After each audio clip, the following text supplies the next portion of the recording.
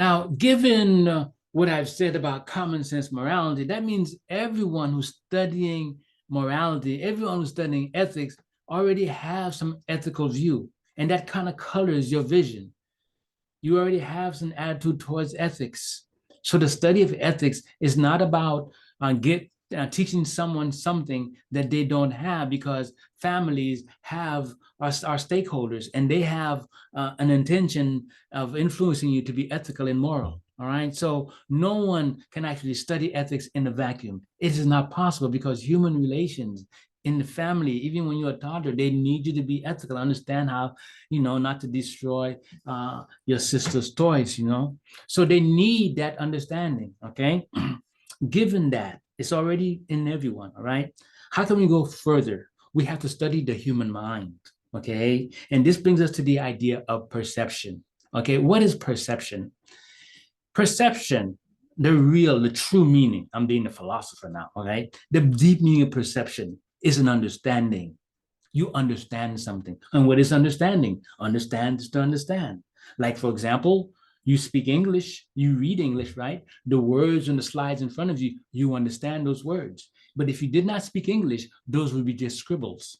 You see, if you don't speak English and you see these words, all right, you will not understand them. There will be no perception. You perceive scribbles on a piece of paper or something, but you do not, you will not understand them.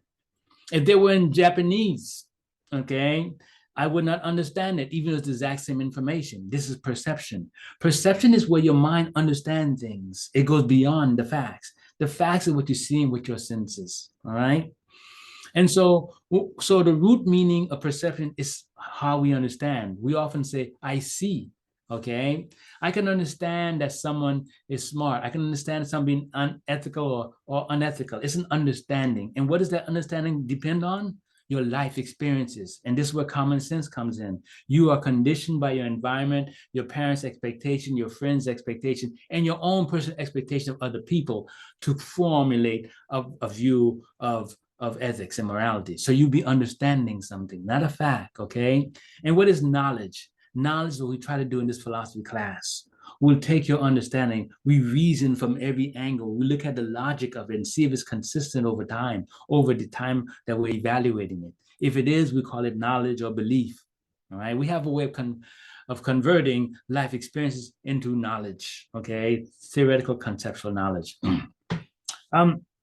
A philosopher named David Hume realized that when you're studying morality, that some people, okay, were confusing moral theories with facts, okay? So he did an analysis and brought to philosophers this conclusion, okay?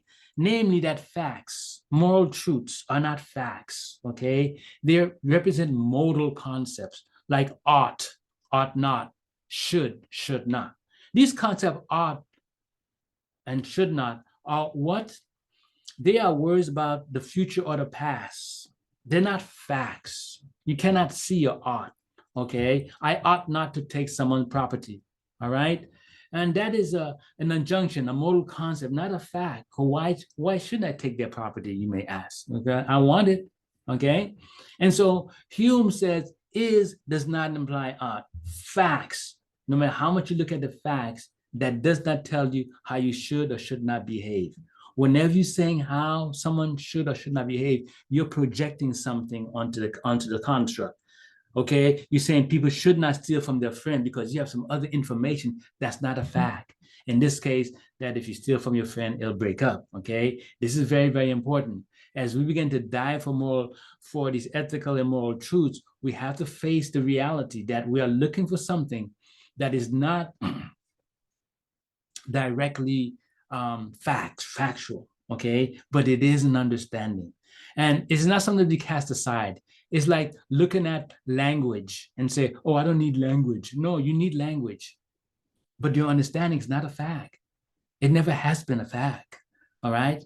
It's just that your mind is so quick in translating the language, and so you understand and you go forward, okay? So in the same way, if you study the scenario well enough, you can come to an understanding of when acts are right and when acts are wrong. And this is what we're going to be doing in philosophy, or at least point to big ways of doing that as we go forward. Okay. So this conversation on perception is significant. What it says that in our study of ethics, every mind must be honored because perception is the mind understanding things. We have different backgrounds. If we come to the looking at abortion, we have disagreement. If you're a student of philosophy, you don't get emotional. You stay calm. That person has a different background, and their background may lead them to conclusions that seem to oppose yours. But if you listen to that person, how they came to that conclusion, you would agree with them if you had the same background. If you can do that, then you truly understand the nature of perception. Okay? You must honor how you came up, how you reflected, and how you perceive things. And you must act on those things. All right? When you meet someone else who has a different sort of perception from yours, different from yours, opposing yours, then you want to be able to listen. They have a different mind that led them to that conclusion. And when you do that, you can grow. And this is what we're going to be doing in philosophy. We're going to look at philosophers, their different perceptions on these different concepts, and derives a deeper understanding for ourselves.